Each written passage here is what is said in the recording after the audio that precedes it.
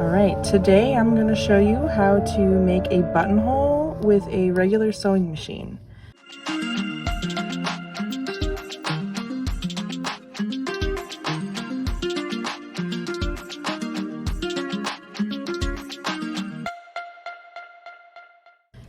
What you'll need for this is item that you want to put a buttonhole on, and a sewing machine that's threaded, and chalk,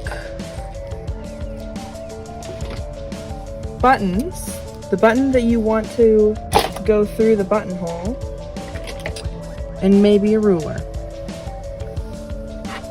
So you want to use your button to measure with and decide how many buttons you'd like on your garment. For this one, I'm doing 5. 1, 2, 3, 4, 5. And I've already marked them out, but we're going to go over it again. So use your button and use it to line up with the very edge of the fabric and mark with your chalk on the other side of the button. And that's how far away from the edge you want your button to be. Now, your button will ideally sit about like that. So, and then from there, I just mark a straight line away from it, and then I use my button to know how big the buttonhole needs to be, and I mark the other side.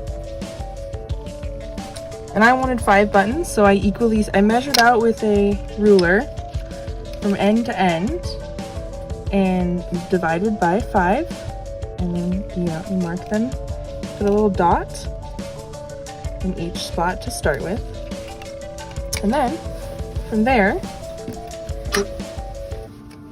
you'll want to sew right on the inside of the line that you drew. So start right on the outside of the horizontal line, drop your stitch right there, and sew 2 stitches. And your stitch length should be about 9-10 stitches per inch.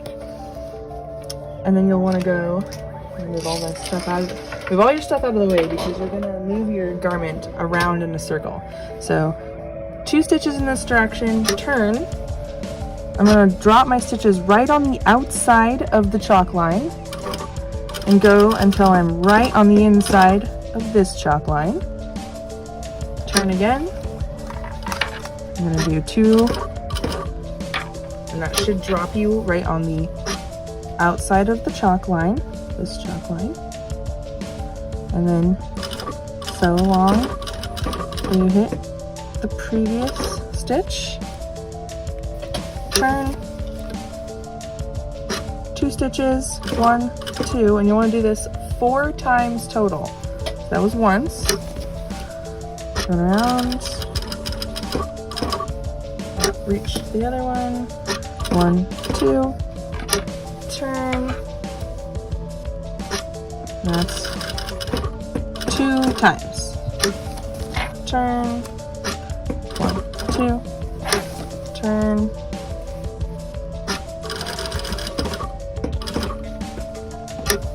three times. This will be the 3rd time, right? And then finish the 3rd round, and then this will be the last time. 1, 2, turn, turn, 1, 2, turn, and then so make sure every stitch sits on top of the last stitch. You just want to build on the rectangle you sewed to begin with. And at the very end, you just want to back tack 2 or 3 stitches in each direction, and then you can cut it. And it's okay if your box here isn't a perfect rectangle. Once you cut it, it'll kind of work itself out. So do that for all of the buttonholes, and then it's time to cut it. It's the nerve-wracking part. So I recommend using very small, very pointy little, what I like to call snip scissors. There's other tools you can use for this, but just make sure that you cut in between these lines from here to here, and don't cut through any of this or it will be compromised. If you do, it's okay, just fix it. Just drop a few stitches over on top of it and be sure to back tack. So I just like poke my scissors in to the fabric, boom, and then start cutting. And then when you get to the other side, be very careful because it's so easy to cut through. And so I just like gently do that. And then do it to the other side here. Gently. You don't want to cut through. And even, like I said, even if you do, it's okay. Just sew it again. And there you have it. We have a hole, a buttonhole.